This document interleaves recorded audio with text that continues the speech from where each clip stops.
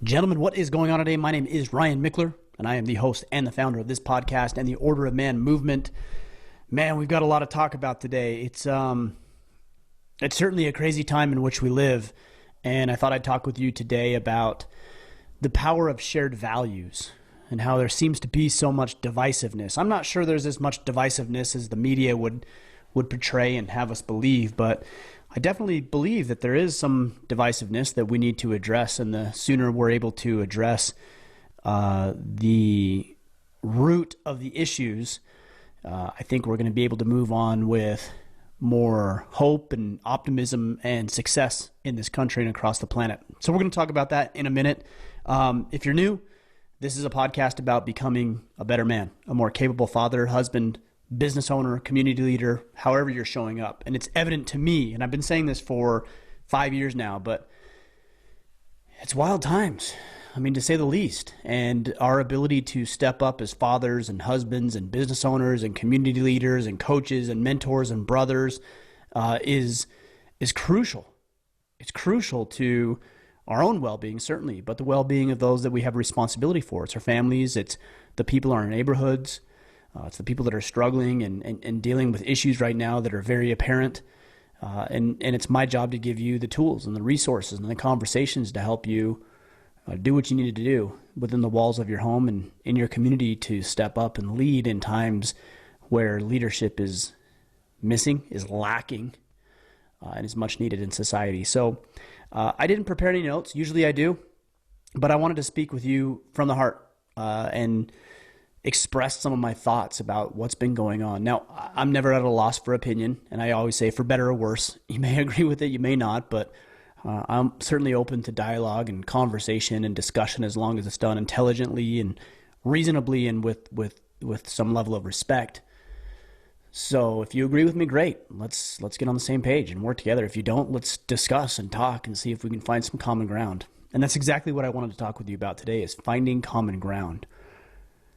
Because it seems to me that the underlying theme of all of the issues that we deal with, whether it's politics or racism or money issues or religion, any of the points that seem to bring up contention, it's because we're operating not from our foundational principles, but we're operating based on emotion, we're operating based on our perception of things that, I don't want to say they're not relevant, but surface level bullshit that really doesn't speak to the foundational principles that I believe most of us adhere to. And if we're to have a nation, a united nation, then we're going to have to find some common interests. And what's interesting about this is I believe that all men, whether you're brown or black or white or whatever your culture or your race, whatever, is I think at the foundation we all want the same things, right? We want a little money in the bank account. We want to have a romantic relationship. We want to connect deeply with the people that we care about, whether that's our wife or our children, our friends, our colleagues, our coworkers. We want to have some experiences. We want to be left alone to pursue meaningful interests and activities and hobbies. We want to worship God in the way that we see fit.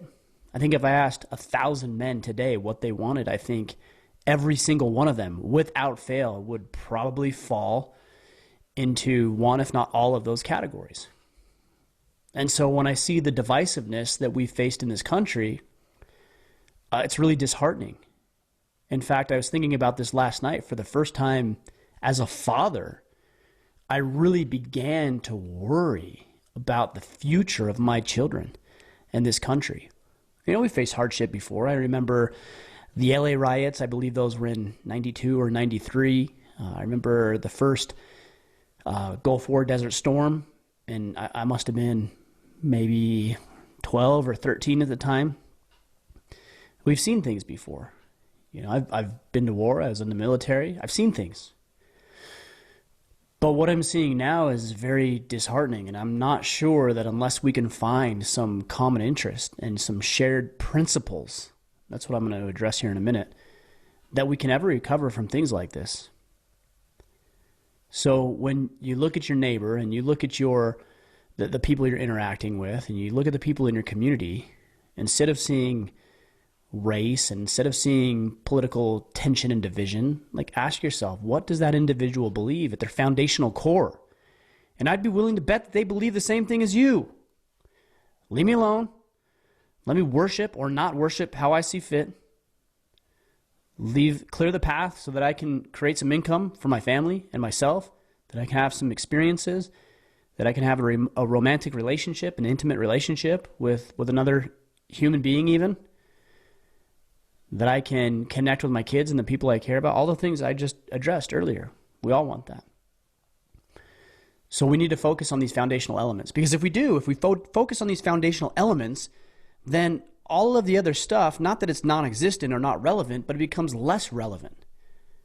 Because if we have shared principles and shared philosophies about life and the way that we view our lives and the way that we want to operate within those things, then yes, we may have disagreements, but at the end of the day, we're all trying to get to the same place. And my concern right now is that we have 300 plus millions of Americans who are all trying to get to a different place. It's like, what's the problem here? Whether you're black or white or whatever, you want to get to the same place. You know, I'm a white guy, obviously. Like I'm not going to pretend that doesn't exist. And to my black brothers who are listening, like you want the same thing I want. I want the same thing that you want. We all want the same things. Unless we start talking about those things and finding the commonalities in the places where we intersect in our beliefs and our views and our principles and our philosophies of life, man, we're going to have a difficult, if not impossible time recovering from the situation in which we found ourselves.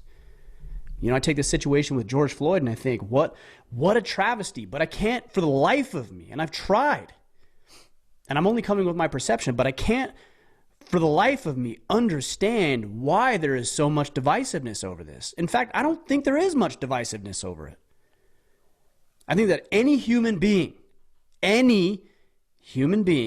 who has watched that video would call that horrific, would call that a tragedy, would call that a crime against justice, a crime against George Floyd and his family, a crime against that community. We take an officer who we have trusted to protect and serve and defend and preserve our way of life, and he shattered it in 8 minutes.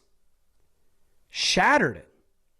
Not only that trust, but the trust of millions and millions of Americans over the past week or so. But I haven't come in contact with anybody who believes anything to the contrary. Anybody that I've talked to would say pretty much the same thing. And so I don't think there's as much divisiveness as the media would have us believe. And we've got to consider the motives of the people and institutions and organizations and governments that we're interacting with. Is it in the best interest of the media for all of us to get along? The answer is most certainly no. If we look at that objectively, I mean, we like to think that the business of the media is journalism, objective journalism and analysis of what's happened. Clearly that isn't happening. And I'm not pointing fingers on sides. It isn't happening with CNN, and it isn't happening with NBC, and it isn't happening with Fox, and it isn't happening with anybody.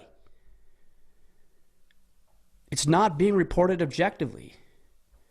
There's biases, and there's prejudices, and there's racism built into all of this, and that's the problem. That's the problem. You know, I thought about this thing with the Blackout Tuesday, where everybody's supposed to black out their Instagram profiles as a sign of solidarity. That's the hot word of the day. Solidarity. That's the word we're supposed to use, right? And yet I don't see any solidarity. I don't see people getting along. You know, I actually posted something about that because I didn't post any picture for Blackout Tuesday. I said, look, if you want to do that, great. If you don't want to do that, great. You know, I spent the last 5 years, my life's work at this point over the past 5 years, dedicated to giving you, men, not white men, not black men, men, no other qualifier necessary, men, the tools, the conversations, the resources, the framework, the network, everything that you need in order to be successful in your own right. I've done that for 5 years. And I will continue to do that. I don't plan on stopping anytime soon. I don't feel it necessary for me to post a black picture in order to illustrate my commitment to some cause. I've been proving that over 5 years. And the overwhelming majority of people were respectful of that. In fact, the people who disagreed with me were still respectful. And I thought, man, this is actually a pleasant surprise. I thought I was going to get railroaded on this. I thought people were going to be upset because I shared my perspective and my opinion, which is what I've been taught in the past, that just because I share a different opinion that somebody has to provoke or antagonize or demean or attempt to demoralize. And very rarely do I see any grace afforded that, somebody might actually have a differing thought than you. And it's okay. It's okay. In fact, it's important. It's only important, though, if we have shared principles. Because if we don't have shared principles, there's nothing else we can talk about. Right? There's no sure footing. There's no sure foundation for the rest of the dialogue and discussion. I have to believe in good faith that you want what's best for you, that you want what's best for your family, that you believe in freedom and liberty and independence, that you believe in personal accountability and responsibility, and that you believe I can make good decisions for myself and my family, that you can make good decisions for you and your family. Like, I have to believe that in order to engage with you. Because if I don't, and here's my history, is I can't tell you how often I see somebody who asks a question which clearly is not in good faith. They say the right things. Like, hey, I'm just trying to ask, or I'm not trying to blame, or correct me if I'm wrong. And clearly the way that they're wording their questions and their rebuttal is clearly antagonistic. It's not to be open-minded and receptive to new information, new ideas, or a new perspective.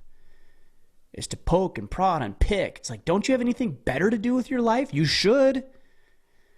You as a man should have better things to do with your life. You should be leading your families. You should be having conversations with your wife and going on vacations and being intimate with her, physically intimate with her. You should be connected with your children. You should be coaching their teams and teaching them their schoolwork and running around and bouncing on the trampoline and having difficult conversations like one I had with my son just the other day. Very uncomfortable, yet very rewarding for him and for me. And I think it will serve him better based on the conversation we had. You should be looking after your neighbor. Like, when's the last time you went to your neighbor's house and you mowed their lawn because they were elderly and they had a hard time doing it, or picked some weeds? You should be improving in your career. You should be figuring out where your inadequacies and your shortfalls and what information and skill sets and skills, talents do you need to develop and grow and foster so that you can become more valuable to your organization, your business, your employer. Those are the things I think most of us would share. I think all of us share that. There's a very slim percentage of people who don't share that. So what I'm challenging you to do is to think about what your foundational principles are. How many of us have taken the time to sit and ponder and think and even journal about what you believe? What do you believe about God? What do you believe about politics? What do you believe about other human beings, black and white, and anywhere in between? What do you believe about money and about what it means to be a good man? What do you believe about your responsibilities and your obligations and the roles that you play as a father and a husband and a leader in your community and an owner of your business or employee or brother, friend, coach, mentor, whatever role that you're filling? What do you believe about that? And I'd be willing to bet that anybody at any given moment that you happen to be standing next to would probably believe the same thing. And if we don't, what else is there we can do? Right? If there's no foundational principle, what else can we do? Nothing. The answer is nothing.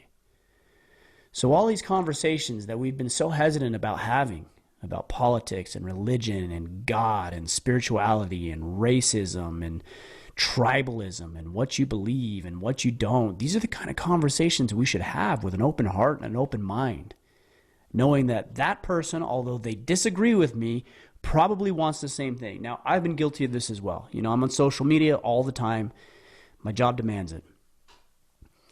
And I've had people come back to me with rebuttals or disagreements, and I will admit that in a lot of instances, I'm hard-headed and I'm stubborn and I'm defensive about those things, like any human being would be.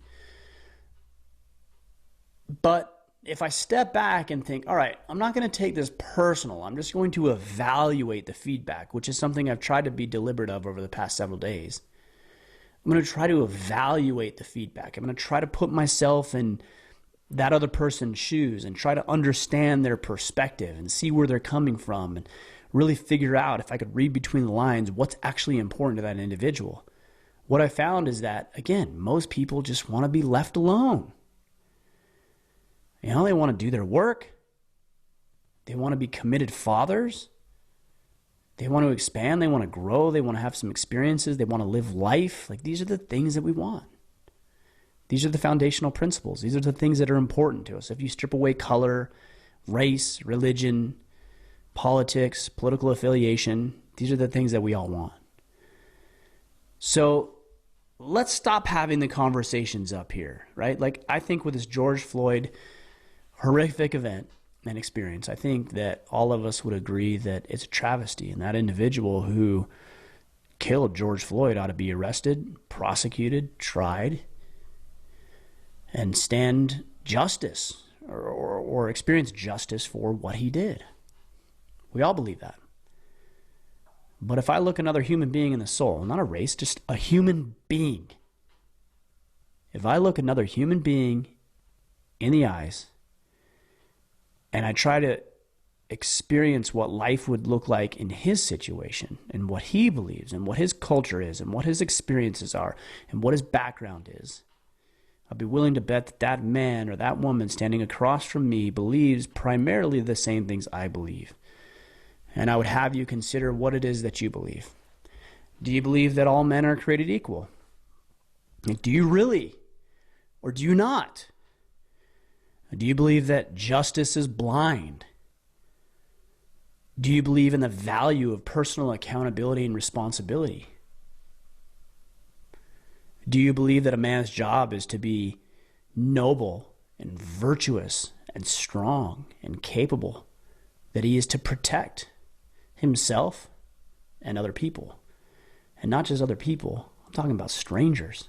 I'm talking about people that have found themselves in a difficult circumstance or situation and protecting complete strangers who may have differing opinions and viewpoints than himself. Like, do you believe that? You know, we've been talking about it for 5 years, but do you believe it?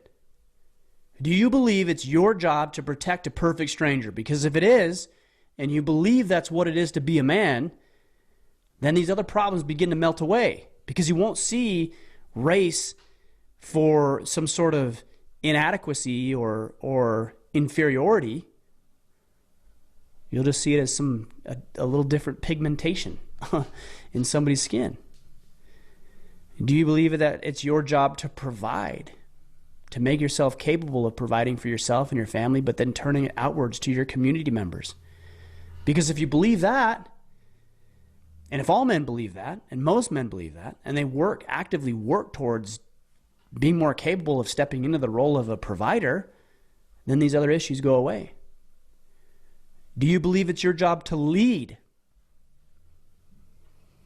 Or are you a spineless coward who cowers in the face of adversity and opposing viewpoints and challenge and strife and struggle like we're dealing with now? Or do you make a stand for what you think is right? Because if you believe that you're meant to lead, then you will lead. And I've seen way too many of our nation's politicians, I would say leaders, but I would be doing them potentially a service they don't deserve. We've seen our nation's politicians crumble, because they've been tasked with some difficult circumstances, that they may have to say something that is not popular. Anyways, like I said, I'm speaking from the heart, a little bit off the cuff. I don't have any notes for you today or any framework like I usually would. The three-point framework for X, Y, and Z. I'm just kind of riffing on this stuff. I'm sure that you have thoughts and ideas and insights, but look, there's some things I believe. I already shared them with you. I don't need to keep droning on and on about it. And I believe all men are created equal. I believe that America is generally good. That capitalism is a system that has been devised by man, and it's not without flaws. It certainly has flaws. But it is the single greatest system ever devised and concocted by man. It has lifted more people, whether you're black or white or, like I said before, anywhere in between, out of poverty and out of health conditions and out of crime and all the other things that we don't want to have to deal with, but we do. And the system could use an overhaul, a looking over, but it is a powerful system. I believe that most men, including police officers, want to do right. They want to do right by themselves and their families and the people of their communities.